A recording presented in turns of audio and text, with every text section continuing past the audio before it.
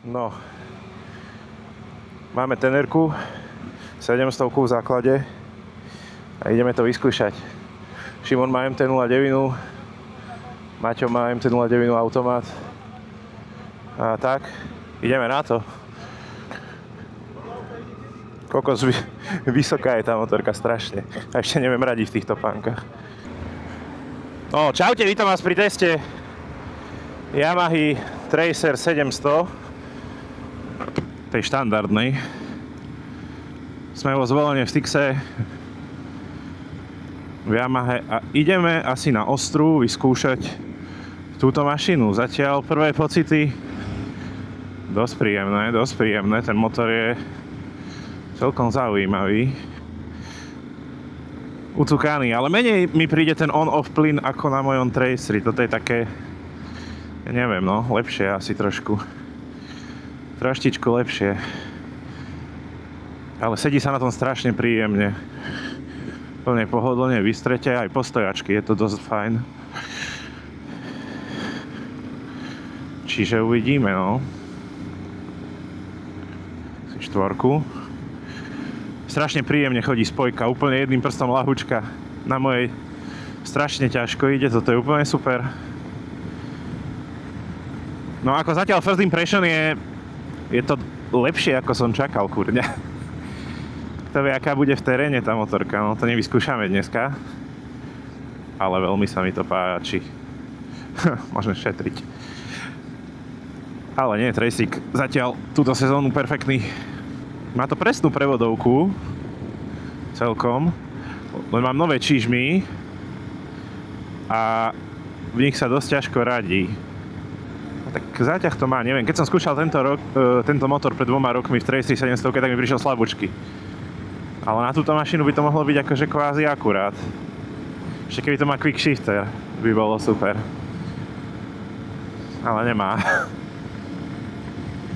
A pred nami je nový Tracer GT-čko. Vedúci zájazdu. A keď tomu pripr plyn, tak to ide. Celkom. Aj na šeske.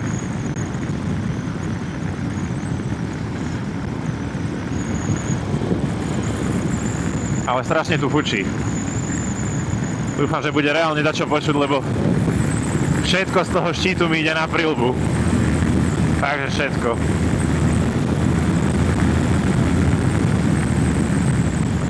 Akože no, má to o 30 kW menej ako Tracer, ale ťahá to veľmi príjemne. Pohodičke. Hopa. No. Dobre je to. Aha, tieto smerovky zaujímavé veľmi. Tu není čudlík v strede, ale len nejaká blbosť.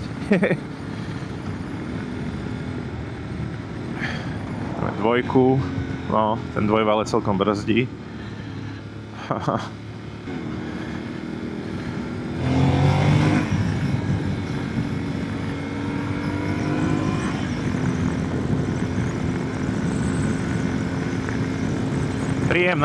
Príjemné, opa.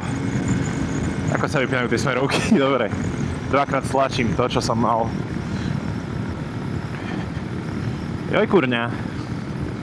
Akože keď to porovnám s CF motom, čo je kvázi podobná motorka, tak na ňom som mal zalomené kolena pomaly jak na Superšporte, hej. A toto mi príde o dosť lepšie. Sedím fakt vysoko. Fakt vzpriamenie rajdy sú vysoko. Dá sa ísť aj postojačky, to som už vyskúšal. A máme zelenú, tak poďme chlapi. Za mnou krásna ona. Skupinka. Pecka. Akože no, dobre to ide, ty vole. Dobre to ide. Aj postojačky sa na to ide super, tá nádrž je trošku široká. Ale je to super. Fakt super, príjemné. Ten motor CP2, no to poznáte asi, je to aj v MT-07. Veľa ľudí vraví, že je ucúkaný. V tejto generácii to už má asi elektronický plyn, lebo sú tu dve mapy palivové, takže určite má elektronický plyn.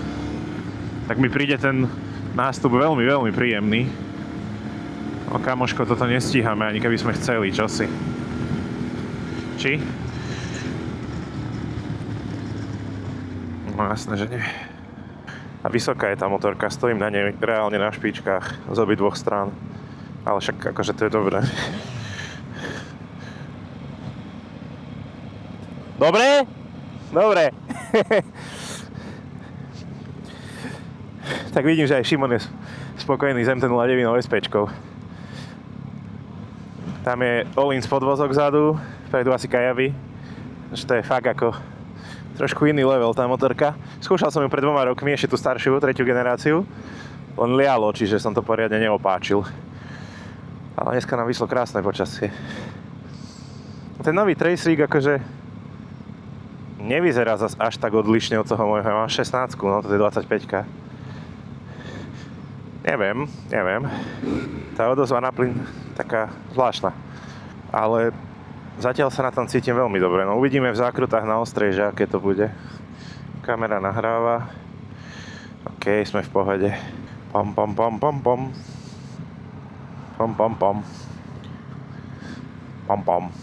Zvykol by som si na to asi, no. Vo dvojici ťažko, ale jeden úplne v pohode. Akože ťahá to asi lepšie trošku, ako som čakal. Fakt. Mám to v tom športovom režime, čiže ešte je to slabšie dáky. No, dobre je to. Fakt je to dobré. Páči sa mi to. Akože reálne na jedného človeka na cestovanie väčší výkon nepotrebuješ, aké toto. Si myslím určite, že nie. Tá predná brzda je trošku taká mäkká. No, a cúká to jak hovado. Ale dobre.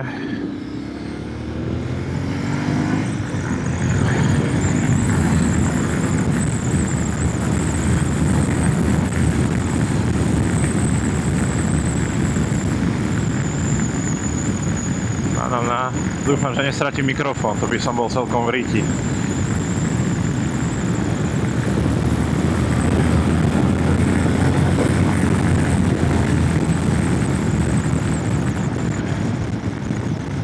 No ja. Už je Fredu. Kurňa, dobre to je. Dobrá je tá motorka, fakt. Akože Fredu 21, ale neviem, necítim nič, že by bolo také iné zlé, alebo čo. Zvykol by som si na ňu. A proste reálne s týmto sa dá ísť proste aj do Bosny, alebo ide na šotoliny, aj ťažší terén, s tým ľudia chodia, čiže... No, nie som Poltares, samozrejme, ale... Šlo by to, kurňa, ojojojoj. No som zvedavý, čo Šimon povie na tú MT-09. Keď sa na to takto dívam, ty kokos, tak to vyzerá byť ako taký pitbike, keby mal úplne maličká motorka. Toto je oproti tomu proste kamzik koza. Terén koza, jak by možno Anatoli povedal. Ako príjemný priebeh výkonu má ten motor, no. Aj posed je super, že proste... Nemám tak zalomené kolená, mám ich celkom v príjemnej pozícii. No. Ja neviem, ten dvojvalec proste ťahá už od spodu pekne.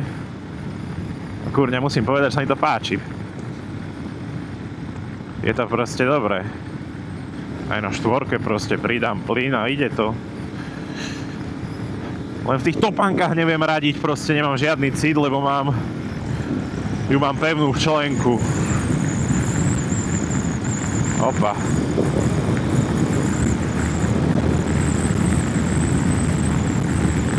Oj, ale fučí na tom neskutočne. Nakoniec ma všetci obehnú. Ale však dobre, na konci si vieš aspoň trošku nechať odstup a vyskúšať si to.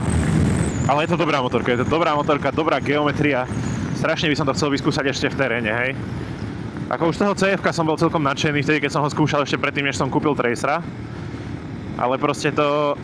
Od 110 sa už tá motorka úplne trápila a pri 130 to bolo vytočené do obmedzovača.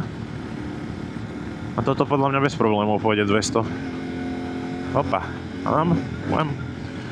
Dobre. Ešte tú cestu poznám naspamäť. To by sa dalo aj jumpnúť, nie? Normálne, keď zaradím, tak sa mi zachytí proste tá noha pod stúpačkou. Niekto za nami tu zahrieva gumy. Čo niekto? Maťo. No, Šimon, ukáž sa. Či to nie je Šimon? To nie je Šimon, to je taký niekto.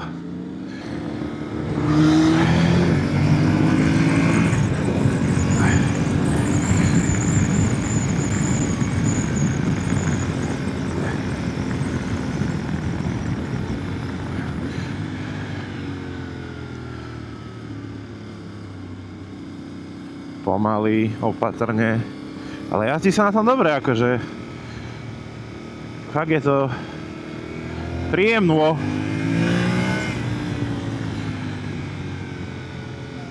Ale neverím tomu, no.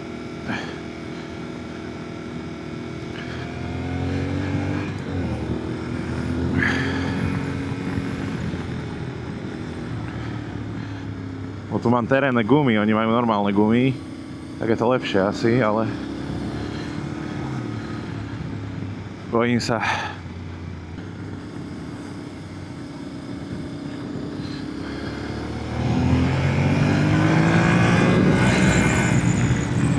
Ťahá. Ťahá, ťahá. A dobre ťahá.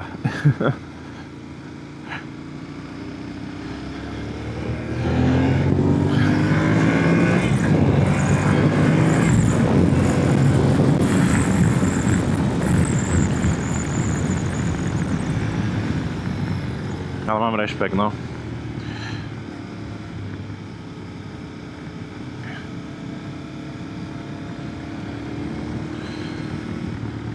Lebo požičaná motorka.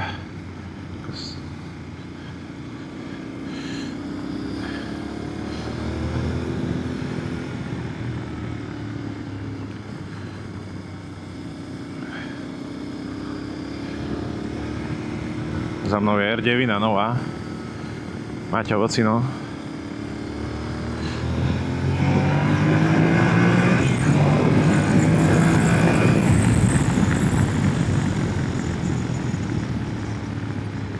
Ako cíti to predné koleso, že má, ja neviem, zotrvačnosť takú, ako by som asi povedal. Trošku iné je to v tých zákrutách.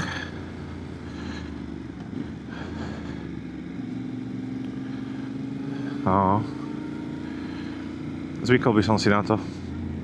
Kľudne by som si na to zvykol. Oželil by som ten výkon a tú presnosť a ovládateľnosť racera za to, že môžem ísť týmto do terénu. Opa. A pritom podľa mňa úplne v pohode sa na tom dá jazdiť aj po ceste. Takto. Aha. Postavím sa, vôbec nie som zhrbený. A to ešte by sa dali tie rajdy dať trošku vyššie, viac dopredu a bolo by to úplne pecka. Ale už takto je to príjemno.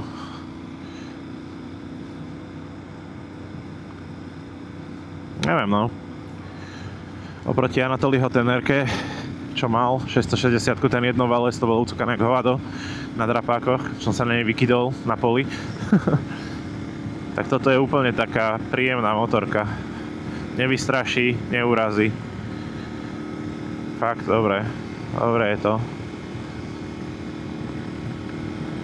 Ideálna kombinácia by bola taký naháč týmto. Asi. Povedzme. No a nesmiem zabúdať, že ten motor je dvojvalec, lebo sa mi zablokuje zadné koleso v zákrute a bude zle.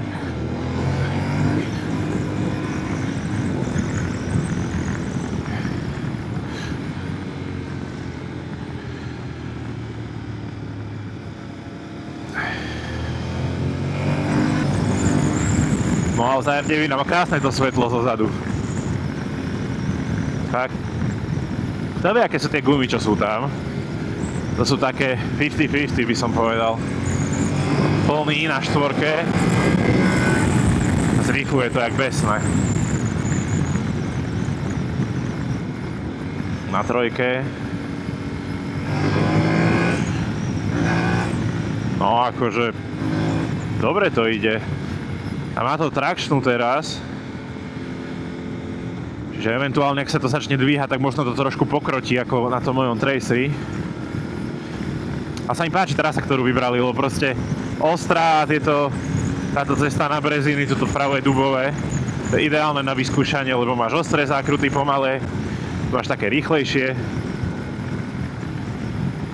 Super je to, super je to.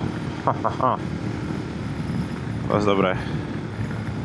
Len v tých topánkach to je hrozné to radenie, fakt. Najhoršie, keď proste zaradím hore a sa mi zasekne topánka medzi radičkou a stúpačkou.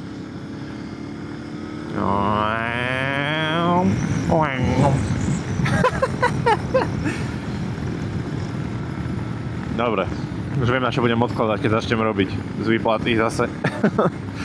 Joj, fantastická motorka. Fantastická.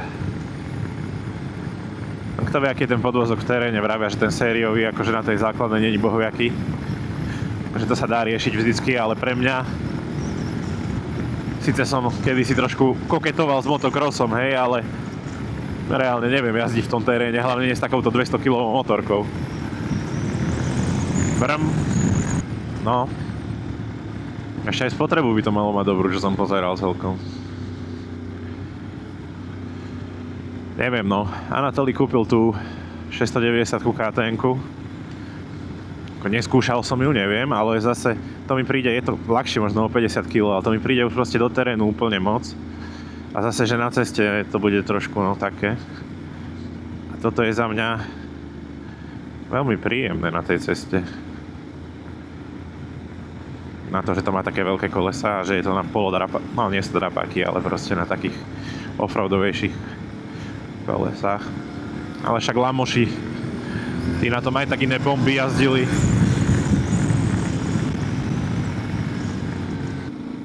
Páči sa mi ten dvojvalec. Dal by som tomu šancu, no. Uvidíme. Raz možno. Keď už človek bude chcieť cestovať viacej šatolinami ako po ceste. Keď vidím, čo na tom jazdí Sandru Smith, dajte si Sandru Smith na Instagrame. Chalan proste cestuje a každý deň dá 10 videí, čo zažil a čo ten na tej motorke robí. Akože chalan jazdil downhill predtým, čiže má stade isto dobrý základ, ale aj tak. No, to brzdenie motorom je riadne, no. Keď tam kopneš kvalt, tak je to takú. To sa trošku zaradíme takto ako z boku.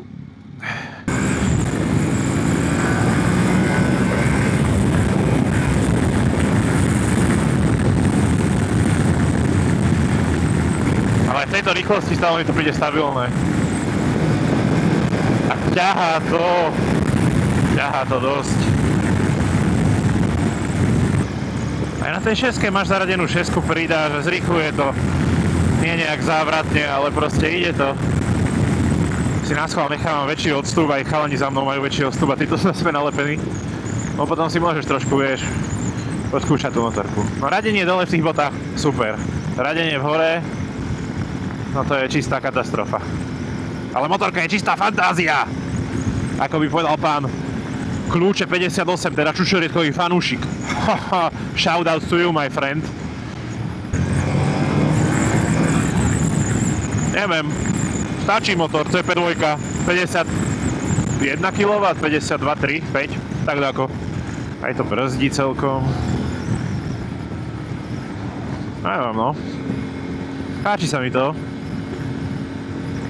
Človek nakoniec zistí, že tie dvojvalce sú super. Brm, brm. Dobre sa na to jazdí. Joj. Spravili veľký medzigeneračný skok medzi 660-kou jednovalcov a týmto. Fakt, toto je úplne, že beginner friendly motorka oproti tomu. Mimo toho, že je vysoká, no ale keď máte 180 cm a viac ako ja, tak to je úplne jedno. Hlavne na ceste, v teréne by mohol byť možno problém, no. Hlavne už iba doviesť celú, aj seba.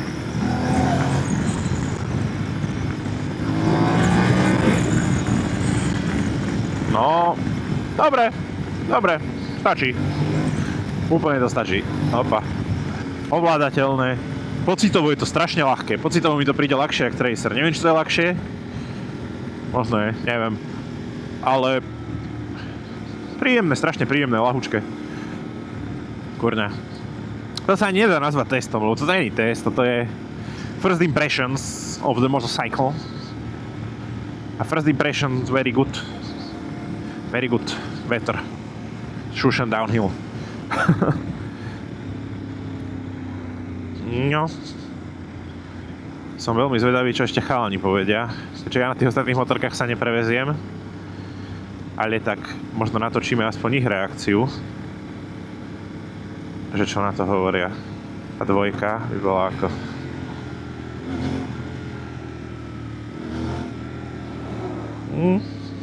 Aha, aha. Aha, aha, aha. No, dobre. Ešte, že sú tu a neboli tak kde inde, no. To je možno tá colná správa. Nie. Toto sú normálni policajci. Ešte skúsim si prepnúť ten mód. Že čo to spraví. No, je to úplne iné. Tá odozva na plyn je úplne jemnučka.